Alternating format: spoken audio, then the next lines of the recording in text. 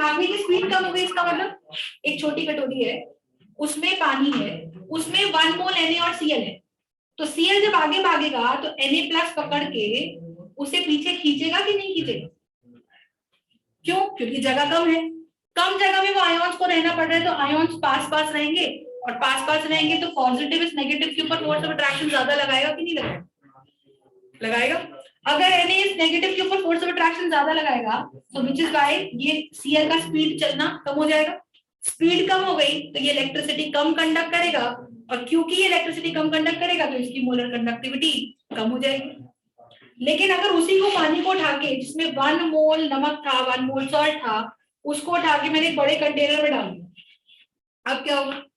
तो इसमें पानी कम था, इसमें पानी ज्यादा है, तो वही 1 मोल NaCl को जब यहाँ रहना पड़ रहा है तो जगह ज्यादा मिल गई, तो दूर दूर हो गए आयोन्स, दूर दूर हो गए तो फोर्स ऑफ अट्रैक्शन बढ़ गई कि घट गई?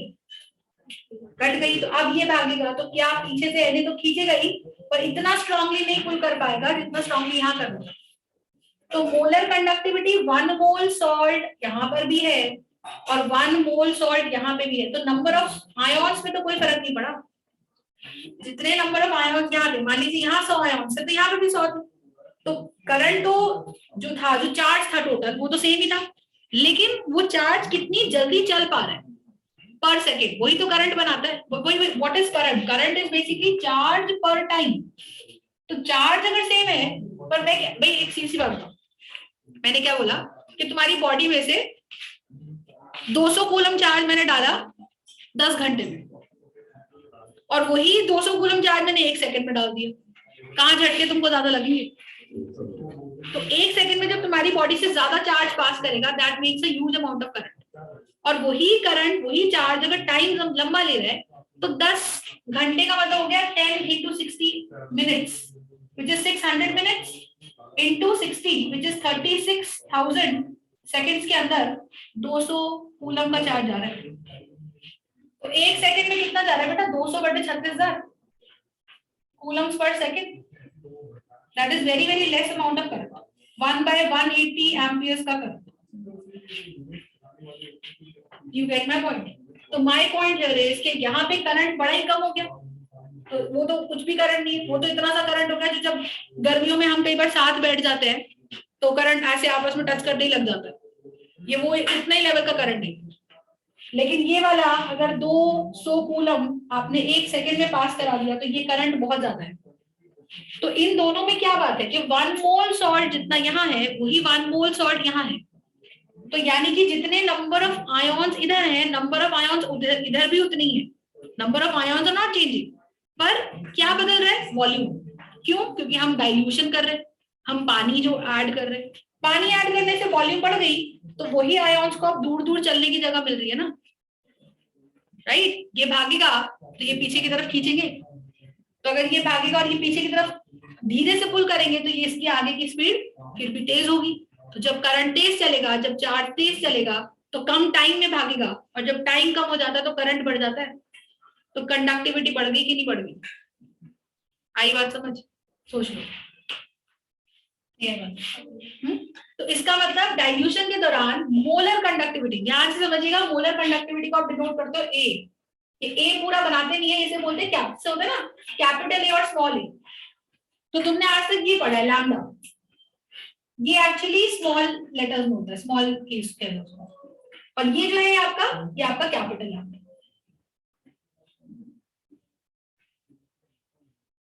समझ पा रहे हो मैं क्या बोल रही हूँ? ठीक है, तो ये इस तरह से, तो मोलर कंडक्टिविटी का कैपिटल लैम्डा एम से डिनोट करते हो, lambda M, M stands for molar conductivity. सिर्फ कंडक्टिविटी है तो आप उसे कापा से डिनोट करते हो। समझ पा रहे हो मैं क्या बोल रही हूँ? तो ये हमारा कॉन्सेप्ट है मोलर कंडक्टिविटी और कंडक्टिविटी का। ठीक है, कोई दिक्कत इसके अंदर? राइट। तो molar conductivity temperature, sorry, molar conductivity dilution के साथ बढ़ती है, जगह ज्यादा मिल रही है, तेज दौड़ सकेगा, जितनी तेज आयन दौड़ेगा उतनी ज्यादा कंडक्टिविटी, तो ये मोलर कंडक्टिविटी है। लेकिन कंडक्टिविटी डाइल्यूशन के साथ घटती है, क्योंकि कंडक्टिविटी हम डिफाइन कर रहे हैं सिर्फ 1 ml के लिए। तो आप ये समझो कि डाइल्यूशन करने के बाद भी आपने 1 ml की चम्मच से उसको टेस्ट कर लिया, और डाइल्यूशन करने से पहले भी 1 ml की चम्मच से टेस्ट कर लिया, तो पहले में वो 1 ml की चम्मच में नमक ज्यादा आएगा और बाद में वो 1 ml की चम्मच में नमक कम आएगा। तो नमक कम है तो आयोन्स कम है, आयोन्स कम है तो इसका मतलब कि उसके अंदर आयोन से जब चार्ज ही कम हो गया तो करंट क्या ज्यादा होगा, तो करंट भी कम है, हेंस कंडक्टिविटी भी कम है। आई यू अंडरस्टैंडिंग द पॉइंट? तो डाइल्यूशन का ही फर्क पड़ता है, टेम्परेचर के साथ तो दोनों ही बढ़ते हैं, क्योंकि टेम्परेचर बढ़ाओगे तो आयोन इसमें भी तेज दौड़ेंगे और आयोन इसमें भी तेज दौड़ेंगे, ऐसा नो। तो टेम्परेचर बढ़ाने पे हम कहेंगे कि molar conductivity also increases with time and molar and conductivity also increases with time. लेकिन विद डाइल्यूशन 1 ml के अंदर नंबर ऑफ आयोन्स कम हो जाएंगे और यहाँ पे 1 ml में नंबर ऑफ आयोन्स ज्यादा हो जाएंगे। समझ पा रहे हो मैं क्या बोल रही हूँ, राइट? तो that is the concept that you have to understand. Clear है इतनी बात, राइट? अब लिखो कंडक्टिविटी, देखो रिलेशन बिटवीन, हाँ क्या हो मैम, दोनों में डाइल्यूशन होता है, पानी का एडिशन होता है, जो भी हो रहा है सब हो रहा है, लेकिन दोनों में आयंस तो उतने ही हैं। उसमें भी जितना 1 ml में जितना सॉल्यूट हमने डाला था, 500 मॉलिक्यूल्स डाले सॉल्ट के, कितना ही पानी ले ले वही सॉल्ट के मॉलिक्यूल्स 500 ही हैं। उसमें भी 500 डाले, कितना ही पानी डाले, स्विमिंग पूल में भले डाल दे उसको, पर मॉलिक्यूल्स उतने ही हैं। फिर दोनों में डाइल्यूशन के बाद ये बढ़ता है और वो घटता है, ये समझ नहीं आ रहा। ये घटता है वो बढ़ता है, पहले तो मैम वही उल्टा हो रहा है। दूसरी बात आप देखो, आपने बोला कि डाइल्यूशन करें पानी बढ़ा के, इसमें 500 थे मॉलिक्यूल्स, वो स्विमिंग पूल में डालने में भी 500 ही थे, ठीक? लेकिन you have to take out only 1 ml solution. Solution तुम बेटा जितना भी बनाओ तुम्हें 1 ml ही निकालना है उसमें से, और फिर उस 1 ml में चेक करना है कि कितने आयोन्स हैं। तो अगर एक कटोरी में तू सोल्यूशन बना रही है, उसमें थोड़ा बहुत सोल्यूशन बनेगा, उसमें से तू 1 ml निकालेगी, और एक स्विमिंग पूल में तूने वो सोल्यूशन बना दिया और उसमें से तो एक 1 ml निकाल दिया, where do you think the number of ions will be मोर?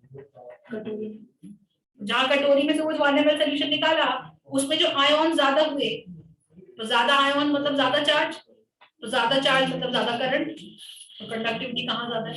यहाँ ज्यादा। आई बात समझ? तो आफ्टर डाइल्यूशन वो कंडक्टिविटी, क्योंकि आयोन्स फैल गए, 1 ml में सिर्फ पानी आया, नमक के आयोन्स ही कम आए, तो जब उसमें आयोन्स ही कम है तो चार्ज कम है, तो डाइल्यूशन के साथ कंडक्टिविटी घट गई। तो यही तो बोल रही हूँ। तो 1 ml सोल्यूशन के अंदर देखो तुम, सोल्यूशन तो कितना ही बनाओ, डेफिनेटली ना तो उसके अंदर नंबर ऑफ मोल्स तो बदल ही नहीं रही, लेकिन वॉल्यूम तो बदल रही है। वॉल्यूम कितनी बदल रही है? हमने वॉल्यूम ऑफ सोल्यूशन फिक्स कर दी कि कुछ भी आप सोल्यूशन बना लो, हमें तो उसमें से 1 ml सोल्यूशन निकाल के टेस्ट करना है और उसमें देखना है कि किसमें नमक ज्यादा आ रहा है किसमें कम आ रहा है। जिसमें नमक ज्यादा आ रहा है डेफिनेटली उसमें नंबर ऑफ आयोन ज्यादा आ रहे हैं, और उसमें जो स्विमिंग पूल है या बड़ा टैंक है जो भी जिसमें तुम ज्यादा पानी है, उसके अंदर से तुम अगर 1 ml निकाल रहे हो तो उसमें नंबर ऑफ आयोन्स कम है पर ml, क्योंकि वो आयोन्स को जगह ज्यादा मिल गई तो वो फैल गए। देखो कॉन्सेप्ट यही है बेटा, इसमें तो तू 1 ml निकालेगी तो ये आयोन्स बड़े पास पास है ना, तू 1 ml निकालेगी तो चम्मच में भी तो आयोन ज्यादा आ जाएंगे, इसमें आयोन्स फैल गए, अब तू 1 ml निकाल, पता चले जी पानी आ गया आयोन आया नहीं, क्योंकि उनको जगह ज्यादा मिल रही है। तो विच मीन्स यहाँ से 1 ml के अंदर आयोन्स की जो कॉन्सेंट्रेशन है वो कम हो गई ना, और यहाँ से अगर 1 ml की चम्मच में जो सोल्यूशन निकालेगी उस 1 ml में कॉन्सेंट्रेशन ज्यादा होगी ना, तो 1 ml के सोल्यूशन के अंदर कितने आयोन्स आए वो कंडक्टिविटी बनाएंगे। तो जहां नंबर ऑफ आयोन्स ज्यादा है वहां कंडक्टिविटी ज्यादा है, और जहां नंबर ऑफ आयोन्स कम है वहां कंडक्टिविटी कम है। I am talking about conductivity. अरे वही कर रही हूँ ना, डाइल्यूशन ने बोला दोनों में सेम है, डाइल्यूशन सेम कर रही हूँ, यही सिस्टम। तो अगर कंडक्टिविटी के लिए देखे तो दोनों में से तो 1 ml निकाल ले। Molar conductivity does not talk about 1 ml। Molar conductivity कहता है कि नंबर ऑफ आयोन इसमें और इसमें कितने सेम, सोल्यूशन कितना भी हो, 1 ml नहीं लेना हमें, हमें लेना है 1 मोल सॉल्ट। तो 1 मोल सॉल्ट टोटल कितना है? 1 मोल सॉल्ट, इसमें भी 1 मोल, ये पूरे काउंट होगा ना, और यहाँ पे भी 1 मोल ही काउंट होगा।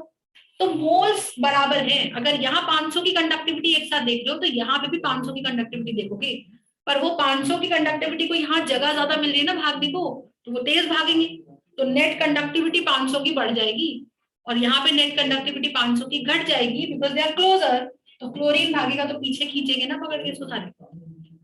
तो यहाँ पे मोलर कंडक्टिविटी डाइल्यूशन के साथ बढ़ती है, लेकिन कंडक्टिविटी डाइल्यूशन के साथ घटती है। अब होगी बात क्लियर? तो conductivity is defined with kappa is only for 1 ml, लेकिन जो आपका मोलर कंडक्टिविटी है वो 1 मोल सॉल्ट के लिए डिफाइंड है। अब तो वो 1 मोल सॉल्ट को जितनी ज्यादा जगह देगी भागने को, उसकी मोलर कंडक्टिविटी उतनी बढ़ेगी और उसकी कंडक्टिविटी घटेगी। मतलब 1 ml का सॉल्ट अगर तू निकाल के देखेगी तो वो 1 ml तो उतना ही डाइल्यूट हो गया, तो उसमें आयन आया नहीं, तो कंडक्टिविटी घट गई। समझ रही हो बात मैं क्या बोल रही हूँ? अब लिखो relation between conductivity and molar conductivity. ठीक है, समझ आ रही बात? अब देखो,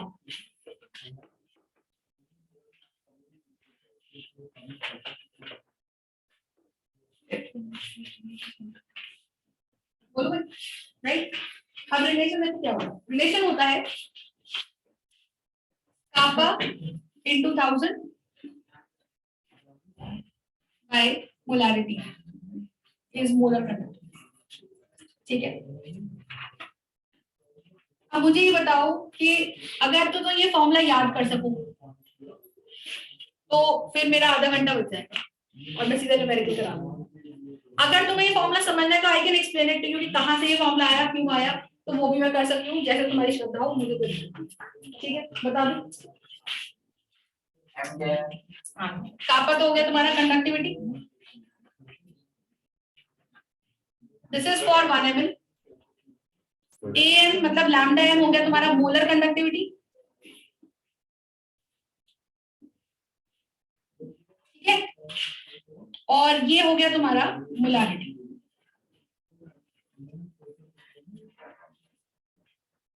ठीक है, अब इसमें बहुत सिंपल सी चीज है, मैं आपको बताती हूँ। मान लो मैंने बोला कापा, किसी सॉल्यूशन की कंडक्टिविटी है कापा, मतलब कोई सॉल्ट सॉल्यूशन है, कितना सॉल्यूशन है? 4 molar, that means 4m, that means 4 moles per litre. ठीक है, इसका मतलब मैंने कोई ऐसा सॉल्यूशन बना के रखा है जिसके अंदर 1 लीटर सॉल्यूशन में 4 मोल सॉल्यूट है। Do you get my point? Right? Molarity का मतलब समझ में आता सबको? Molarity means moles per litre. तो अगर आप इसको समझो मोलैरिटी मतलब मोल्स पर लीटर, तो आधे दिन तो सिर्फ फॉर्मूला रटना है, समझना नहीं है ना। आधे तो ऐसी बैठे शक्लें दिख रही है सबकी, तो मैं उसको अलग से समझा दूंगी if you guys are not interested, that's okay. ठीक है, चलेगा? तो भाई तू समझ ठीक है, तो ये फॉर्मूला लिख लो तुम्हारी शक्लें अगर ऐसे सब नीचे मुंह करके बैठो, समझ में आगे बात सबको? तो ये फॉर्मूला लिखो। तो अब ये फॉर्मूला आपका मोलर कंडक्टिविटी और कापा को रिलेट करता है डायरेक्टली। आपको ये दे देंगे तो ये पूछ लेंगे, एक चीज क्वेश्चन में गिवन जरूर होगी। ठीक है, अच्छा, लेकिन अब मुझे ये बताओ कि इतने तुमको क्लियर होगी कंडक्टिविटी और मोलर कंडक्टिविटी डाइल्यूशन के साथ बढ़ती है घटती है? ठीक है, क्या होता है बताओ? मोलर कंडक्टिविटी डाइल्यूशन के साथ बढ़ती है और कंडक्टिविटी डाइल्यूशन के साथ, conductivity is defined for how much about 1 ml और molar conductivity 1 mole of solution. इतना ही हमने पढ़ा था जो कल तक पढ़ा। ठीक है, आगे कुछ करा। अब देखो, एक होता है molar conductivity at infinite energy. चंचल कल वाली क्लास में कंडक्टिविटी और मोलर कंडक्टिविटी समझ में आया था? मुझे ये बता दे, कंडक्टिविटी हम कितने के लिए डिफाइन करते थे? कंडक्टिविटी 1 सेंटीमीटर और 1 और मोलर कंडक्टिविटी 1 मोल सॉल्ट। 1 मोल सॉल्ट को अगर ज्यादा जगह मिलेगी तो उसकी कंडक्टिविटी बढ़ेगी। तो अभी तक हमने बस बेसिकली कुछ नहीं, there are doubts in that previous part. अब ये क्या है? ये है मोलर कंडक्टिविटी, ये है molar conductivity at infinite dilution. मतलब आपने इनफाइनाइट डाइल्यूशन करी है और एक सिंपल हम ऐसे लिखते हैं, तो this is molar conductivity at any concentration. ये सिंपल क्या है मैम? बता। At any concentration, this is molar conductivity, this is called lambda. ये बड़ा लैम्डा है, alright, and this is small letters में, जैसे कैपिटल ए स्मॉल ए लिखते हैं वैसे। तो this is molar conductivity at infinite dilution and this is molar conductivity at any concentration. ठीक है, करेक्ट है? इसका क्या मतलब है आप समझो। देखो, एग्जांपल के तौर पे मान लीजिए आपने 4 मोल सॉल्ट लिया। ठीक है, 4 मोल सॉल्ट को आपने एक ग्लास में डाला, फिर आपने उसको एक बड़े ग्लास में डाला, फिर आपने वही 4 मोल सॉल्ट को आपने एक बड़े कंटेनर में डाला। आप क्या करते जा रहे हो, सॉल्ट तो वही 4 मोल है, पहले उसको सोल्यूशन मिल रहा था या पानी मिल रहा था 1 कटोरी बराबर, फिर उसको सोल्यूशन मिल रहा था एक बड़े ग्लास बराबर, फिर उसको एक पूरे भगोने बराबर, बड़ा सा कंटेनर बराबर पानी मिल रहा है। Every time it is getting more and more space. Infinite dilution का मतलब है कि बहुत ज्यादा पानी आपने डाला, जो कि मैं बार बार एक एग्जांपल बोलती हूँ कि वो नमक का पानी उठाओ और मान लो बिल्कुल एक इमेजिन कर लो एक स्विमिंग पूल है बहुत बड़ा सा और उसमें डिस्टिल्ड वाटर है और तुमने वो सॉल्ट जाके उसमें डाला, तो वो 1 कटोरी पानी में जो तुमने 4-5 चम्मच नमक डाला था, वो 4-5 नमक जो चम्मच नमक है it is basically going to spread in the entire swimming pool. तो क्या वो एक तरह से इनफाइनाइट डाइल्यूशन होगी कि नहीं होगी? क्योंकि नमक उस पानी में मिला भी दोगे और मान लो उसको टेस्ट भी तुमने कर लिया फॉर एग्जाम्पल, तो वो बिल्कुल भी तुमको सॉल्टी लगने नहीं वाला, क्योंकि पानी बहुत ज्यादा है, नमक थोड़ा सा, ये 2-3 चम्मच नमक है। Are you understanding? तो मेरा कहने का मतलब क्या है, मेरा कहने का मतलब ये है कि आप पानी मिला रहे हो 1 चम्मच 1 घंटी 2 घंटी मिलाते गए और आपने इतना पानी डाल दिया, एक इनफाइनाइट अमाउंट ऑफ वाटर, तो क्या होगा कि इनफाइनाइट अमाउंट ऑफ वाटर को होल्ड करने के लिए जगह भी ज्यादा चाहिए। तो वही नमक जो पहले कभी कटोरी में था, कटोरी में भरे हुए पानी में था, वही नमक जो कभी ग्लास में था, जो कभी बड़े ग्लास में था और अब वो स्विमिंग पूल में है, तो it is getting more and more space, the ions are getting more and more space to spread out. Yes और नो? और अगर आयंस को फैलने की जगह ज्यादा मिल रही है, इसका मतलब कि Cl कहाँ है और Na कहाँ है, और इतने दूर है कि Cl और Na के बीच में जो डिस्टेंस है वो इतना ज्यादा हो गया है कि the attraction becomes almost negligible, almost zero, कि Cl और Na के बीच में जो अट्रैक्शन है वो बहुत कम है। तो Cl अपने फुल स्पीड से भाग रहा है और Na उसे खींचना भी चाहता है तो वो पुल नहीं कर पा रहा। रीजन इज कि Na and Cl are very very far off, और इतने दूर है वो कि Cl अगर भाग भी रहा है तो Na उसको पीछे की तरफ पकड़ के नहीं खींचा। इसका मतलब Na का Cl पे 0 इन्फ्लुएंस है। तो जब ऐसी कंडीशन आ जाती है कि Na और Cl यानी कि पॉजिटिव और नेगेटिव आयंस के बीच में जो फोर्स ऑफ अट्रैक्शन है वो इतनी जीरो हो गई, इतनी नेग्लेजिबल हो गई, that the force is almost negligible, कि एक का इन्फ्लुएंस दूसरे पे है ही नहीं। तो Cl अपनी फुल स्पीड से भागेगा और जितनी तेजी से आयन भागेगा क्या उतनी कंडक्टिविटी बढ़ जाएगी। तो इंडिविजुअल ओवरऑल अगर आप देखो, नॉट इंडिविजुअली, ओवरऑल अगर आप देखो, तो अगर मान लीजिए उस 1 चम्मच या 2 चम्मच नमक जो कटोरी में डाला था, अगर उसमें 1000 मॉलिक्यूल थे, तो स्विमिंग पूल में वही 1000 मॉलिक्यूल अब इतने दूर दूर हैं that they are all not influencing each other and they are running at their maximum speed. तो सबकी कंडक्टिविटी ओवरऑल अगर देखो तो स्विमिंग पूल में वो मैक्सिमम कंडक्टिविटी शो करेगा। तो एट इनफाइनाइट डाइल्यूशन वही 1 मोल नमक को अगर आप इनफाइनाइटली डाइल्यूट कर दोगे तो वही 1 मोल नमक को इतनी जगह मिल जाएगी कि वो क्या करेगा, अपनी मैक्सिमम कंडक्टिविटी शो करेगा। Do you get my point? और जब वो अपनी मैक्सिमम कंडक्टिविटी शो करेगा, इसका मतलब आयन ज्यादा टूट रहे हैं तो उसकी मोलर कंडक्टिविटी इनफाइनाइट डाइल्यूशन पे सबसे ज्यादा होगी कि नहीं होगी? क्योंकि जब आप बोल रहे हो कि आपने इनफाइनाइटली डाइल्यूट कर दिया, मतलब इससे ज्यादा अब आप क्या डाइल्यूट करोगे? यस और नो? राइट? इसका मतलब कि molar conductivity at infinite dilution, alright, is maximum. ठीक है? क्योंकि आयंस इनफाइनाइटली डाइल्यूट करने पे सबसे तेज दौड़ेगा। I hope you are understanding.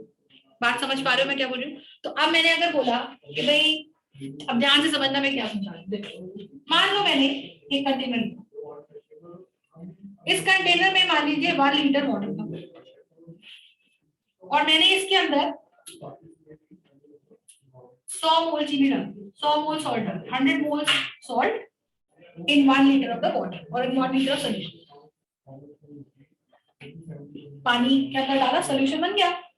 तो 1 लीटर का सोल्यूशन है, उसके अंदर 100 मोल सॉल्ट पड़ा है, सॉल्ट हो गया मेरा सोल्यूशन। Yes sir? फिर मैंने क्या किया, ठीक है भाई, अब यहाँ पे हम बोलेंगे कि जो आयंस है 100 मोल के, वो सारे के सारे 1 मोल में आ रहे, 1 लीटर में आ रहे। तो हम बोलेंगे कि 1 लीटर में जो मोल्स ऑफ सल्यूट आते हैं उसी को मोलारिटी कहते हैं, उसी को मोलारिटी कहते हैं। ठीक है? समझ पा रहे हो मैं क्या बोल रही हूँ?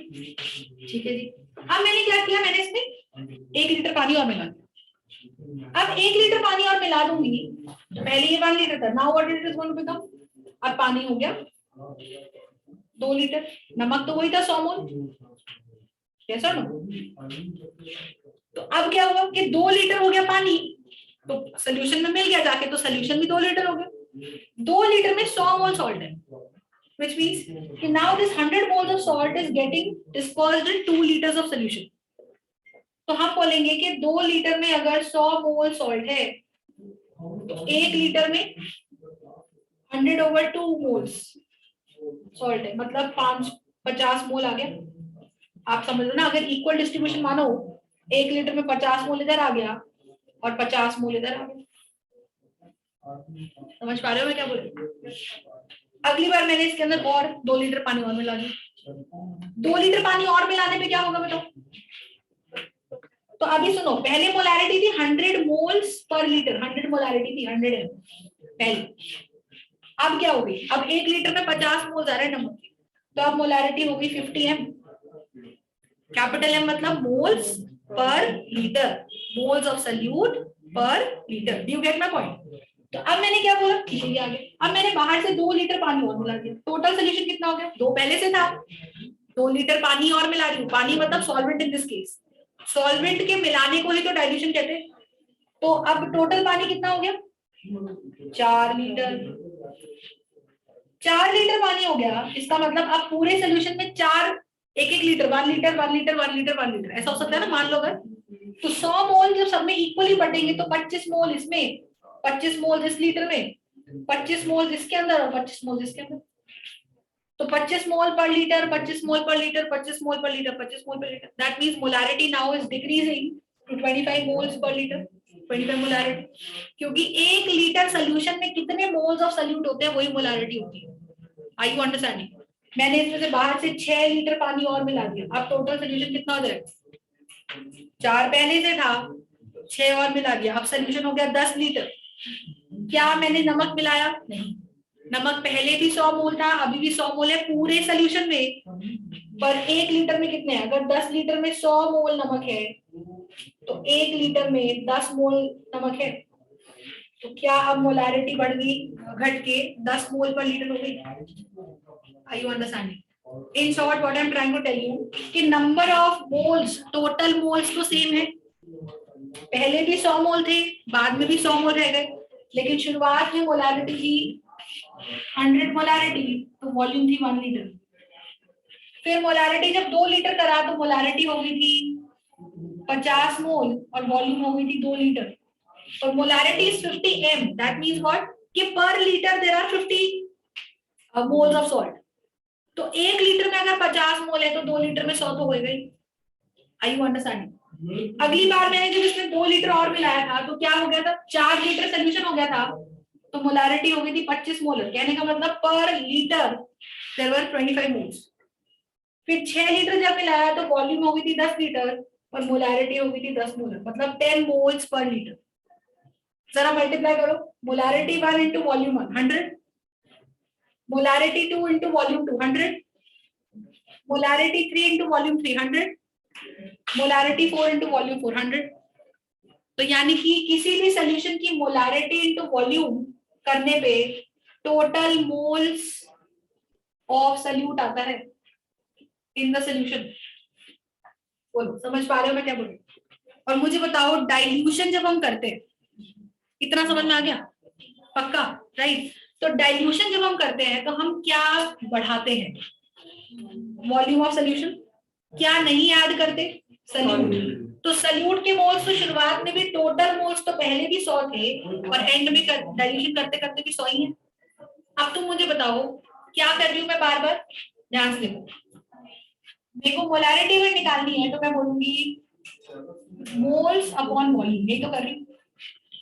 टोटल मोल्स इसमें 100 थे और वॉल्यूम 2 लीटर थी।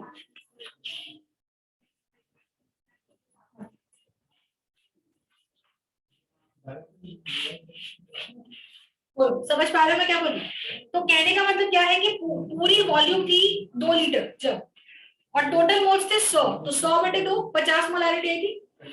तो मोल्स थे 100 वॉल्यूम थी 2, तो मोलारिटी 50 आई थी, तो मैंने मोलारिटी निकालने के लिए total moles upon total volume करा था। अब आप देखो, जब यहाँ फाइनली वॉल्यूम 10 लीटर्स हो गई थी, तो total moles were 100 and total volume was 10 litres, तो मोलारिटी नहीं कितनी आई थी, 10 मोलर आई थी कि नहीं आई थी? ये बात समझ रहे हो? ये 11th की चीजें हैं जो मेरे को अभी बतानी पड़ती है, but I hope you are understanding. ये वेस्ट हो रहा है टाइम क्योंकि तुमने 11वीं में पढ़ाई नहीं करी, अभी समझ में आ रही बात कि नहीं आ रही? बोलो, ठीक है। तो कहने का मेरा मतलब ये है कि अगर मैं इनफाइनाइटली डाइल्यूट करती हूँ, what I am trying to tell you is, अगर आपने मोलारिटी निकालनी है तो total moles upon total volume कर रहे हो, और इनफाइनाइट डाइल्यूशन पे वॉल्यूम ऑफ सॉल्यूशन क्या हो जाता है? इनफाइनाइट। मोलारिटी क्या हो जाएगी? कॉन्सेंट्रेशन बोलते हैं इसे, कॉन्सेंट्रेशन बोल लो चाहे मोलारिटी बोलो, मोलारिटी क्या हो जाएगी? Total moles upon volume is infinity, anything upon infinity is 0। तो जैसे जैसे वॉल्यूम इंफिनिटी को टेंड करेगी, कॉन्सेंट्रेशन 0 को टेंड करेगी। Do you get my point? क्यों? सीधी सी बात है, अगर मैं तुमको बिल्कुल नॉर्मल पानी दे दूं, डिस्टिल्ड वाटर, तो तुम्हें उसमें कोई फीलिंग ही नहीं आएगी कि कोई टेस्ट है भी उसमें, ना नमक का टेस्ट आएगा ना चीनी का टेस्ट आएगा। तो आप बोलोगे मैम इसकी तो कॉन्सेंट्रेशन 0 है। क्यों? क्योंकि कुछ मिलाया ही नहीं इसमें। लेकिन अगर मैंने 1 चम्मच नमक स्विमिंग पूल के पानी में मिला दिया और वो तुमको टेस्ट कराया, तो भी तो तुमको फीलिंग नहीं आएगी कि उसमें कुछ मिला हुआ है। तो it is as good as 0 concentration और not. What you mean by concentration? Concentration का मतलब कितना सॉल्ट या कितना सल्यूट आप डालें। You get my point? तो इसका मतलब कि जैसे जैसे इंफिनिटी डाइल्यूशन हो जाएगी तो कॉन्सेंट्रेशन 0 ही हो जाएगी। कॉन्सेंट्रेशन मतलब ऐसा लगेगा कि उस पानी में कुछ मिलाया ही नहीं हुआ, राइट?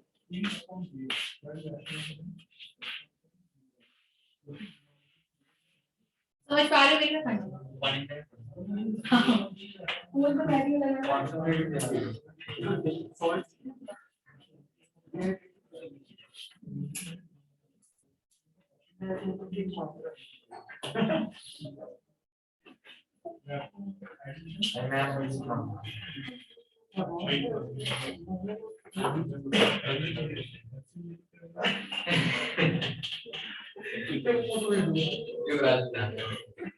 कितनी बार गिर गया था इसके पैर में लेकर बहुत क्या कर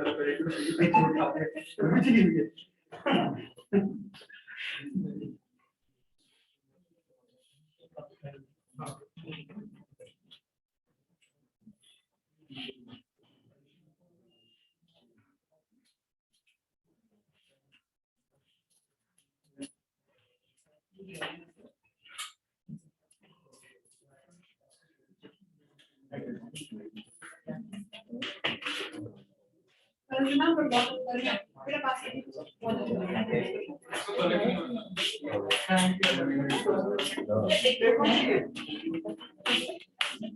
अभी इसी में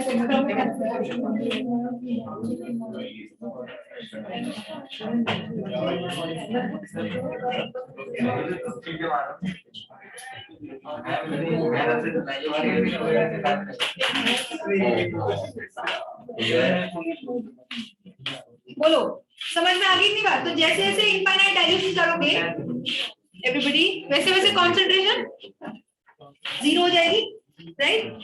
तो ये हमने ये जो पार्ट पढ़ा है, ठीक है, this is going to be very important. तो अब आप समझो कि जब आप क्या निकालते हो, molar conductivity at infinite dilution, तो उस दौरान वॉल्यूम इंफिनिटी होती है और कॉन्सेंट्रेशन अप्रोक्सीमेटली 0 होती है, ठीक है? समझ में आ गई इतनी बात सब लोगों को? तो ये बहुत इंपॉर्टेंट पार्ट है। अब लिखो कुलरॉश लॉ।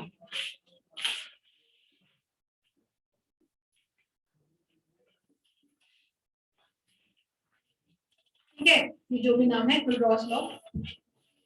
अब ये इसी को डील करता है, ठीक है? तो लिखो, लिखो जरा, लिखो Kohlrausch law states that, Kohlrausch law states that from the epiglottis, लिखो जरा, इट स्टेट्स दैट, बोलूं,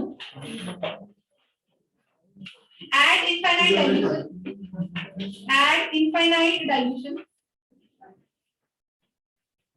every ion makes 100% contribution at, देखो, Kulrosh law states that बोलो at infinite dilution every ion makes complete contribution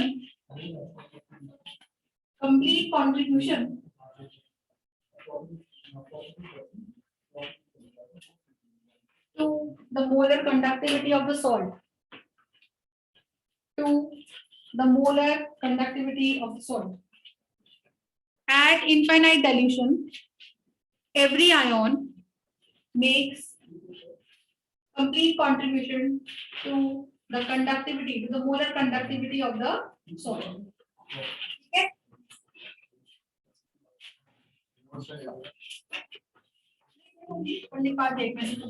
ठीक है, इतना समझ में आ गया सब लोगों को? तो इनफाइनाइट डाइल्यूशन में वॉल्यूम इंफिनिटी है, कंसंट्रेशन 0 है. व्हेन आई से कंसंट्रेशन आई मीन मोलारिटी.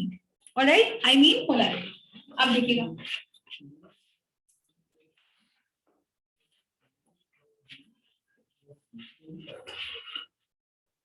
किसी भी सॉल्ट के लिए बेटा, किसी भी सॉल्ट के लिए आपको molar conductivity and infinite dilution लिखना. ध्यान से समझना मैं क्या बोल. मान लो मैंने आपको एक सॉल्ट दिया NaCl, बड़ा ही सिंपल सॉल्ट है. आपको पता है जब ये टूटेगा तो आपको Na+ आयन्स देगा और Cl नेगेटिव आयन देगा. ठीक है, हम बात करेंगे इसकी किसकी मोलर कंडक्टिविटी. तो NaCl की मोलर कंडक्टिविटी ऐसे लिखनी है, लैम्डा है इंफिनिटी सॉल्ट. समझ गए? कोई भी सॉल्ट तुम बोलो, molar conductivity at infinity. Infinity लिख लो चाहे गोला बना लो, एक ही बात है.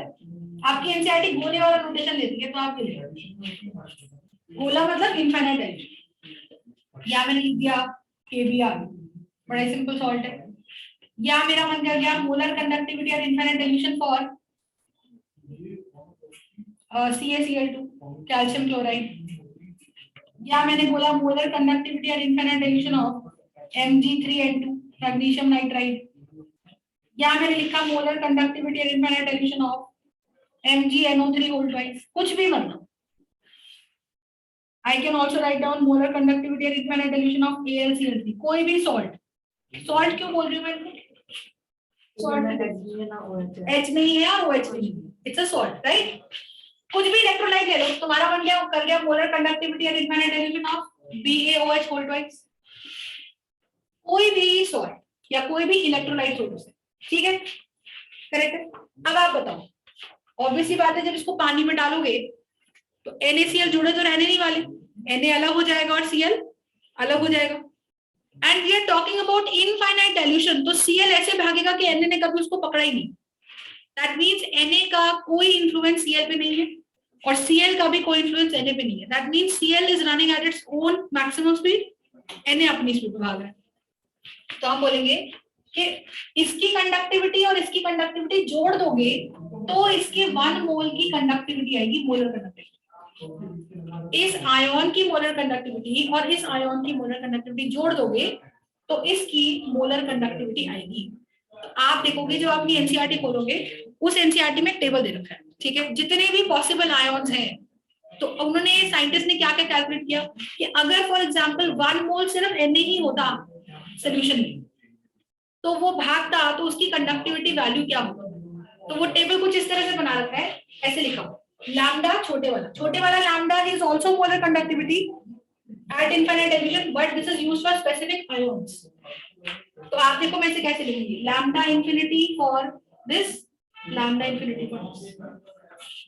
छोटा लैम्डा इज फॉर आयन, बड़ा lambda is for the salt, full salt.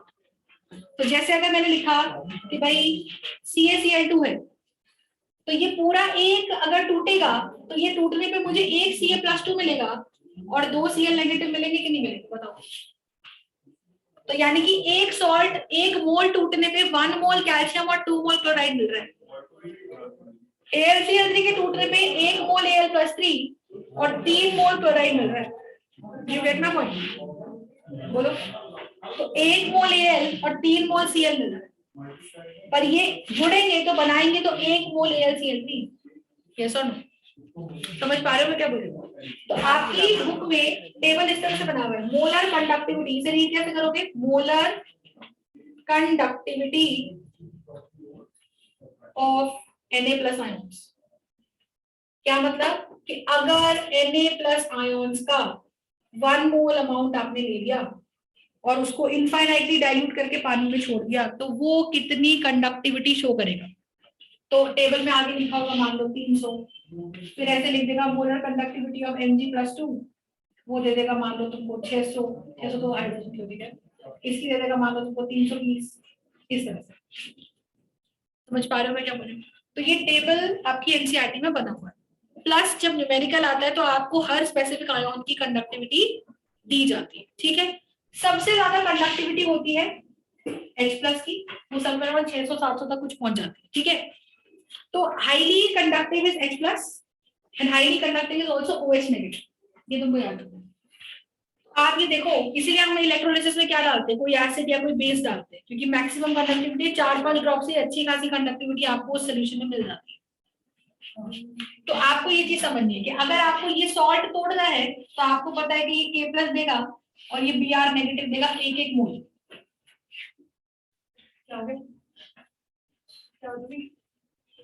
तो ये देगा molar conductivity at infinite dilution of K+ and molar conductivity at infinite dilution of Br negative. लिख सकते हैं ऐसे।